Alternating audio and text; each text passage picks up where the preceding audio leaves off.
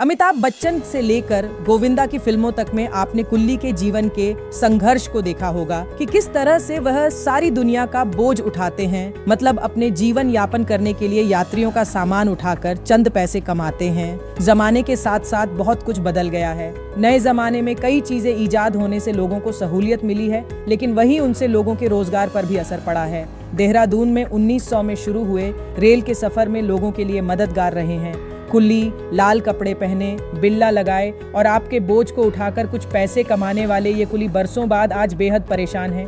दरअसल मरीज यात्रियों के लिए शुरू किए गए इलेक्ट्रिक वाहन इनके पेट पर लात मार रहे हैं। दिन भर में 100-200 रुपए कमाने वाले यह कुली अब बेहद परेशान है।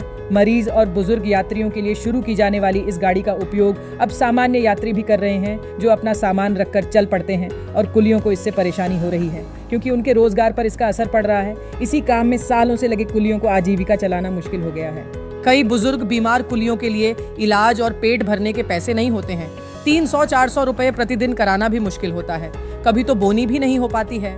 बो तले दबी जिंदगी, कुल्ली की व्यथा और इलेक्ट्रिक वाहन की मार। समय का पहिया कितनी तेजी से घूमता है।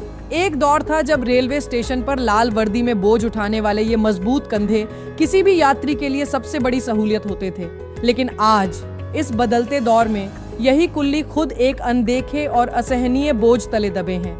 देहरादून में जहां 1900 में रेल का सफर शुरू हुआ था, ये कुल्ली बरसों तक यात्रियों के सारथी रहे। बिल्ला नंबर लगाए, अपनी कमर पर गमछा कसकर वे हर स्टेशन पर सामान की पुकार का इंतजार करते थे। लेकिन अब इनकी जिंदगी की गाड़ी मानो बीच पटरी पर आकर रुक गई है और इसकी वजह है नई सुविधा जो इनके लिए अभिशाप बन गई है। इलेक्ट्रिक वाहन। National federation of railway porters एम कुली यूनियन के अध्यक्ष राम सुरेश ने कहा कि केंद्र सरकार की ओर से आमजन को सुविधा देने के लिए आधुनिक चीजों को शुरू किया है, जिससे हमारा काम प्रभावित हुआ है। हम सरकार से लगातार गुहार लगा रहे हैं कि कुल्ली और उनके परिवार की आजीविका चलती रहे। इसके लिए कोई नीति बनाएं।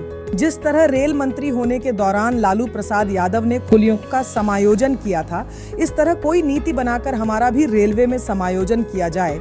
इस कार्य के आने से हम और हमारे बच्चे भूखे मरने की कगार पर हैं। उन्होंने बताया कि भारतीय रेलवे बोर्ड से उन्होंने आरटीआई के माध्यम से मांगा था कि यह इलेक्ट्रिक वाहन किस तरीके से चलाया जाएगा। हमें जवाब मिला था कि यह सीनियर सिटीजन और मरीजों को सहूलियत देने के लिए चलाई जा रही है, लेकिन सामान्य यात्री भी इसका इस्तेमाल कर रहे हैं।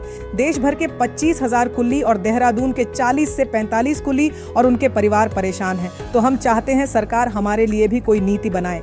बुजुर्ग कुल्ली रविंद्र यादव ने बताया कि वह पिछले 1990 से देहरादून रेलवे स्टेशन पर कुल्ली के तौर पर काम कर रहे हैं और अपने परिवार का पालन पोषण कर रहे हैं, लेकिन आज उनके लिए बेहद मुश्किल खड़ी हो गई है।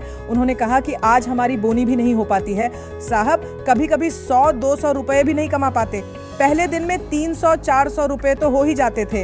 अब तो घर का चूल्हा जलना भी मुश्किल है। ये मरीजों के लिए आई थी, पर अब यह हमारे पेट पर लात मार रही है।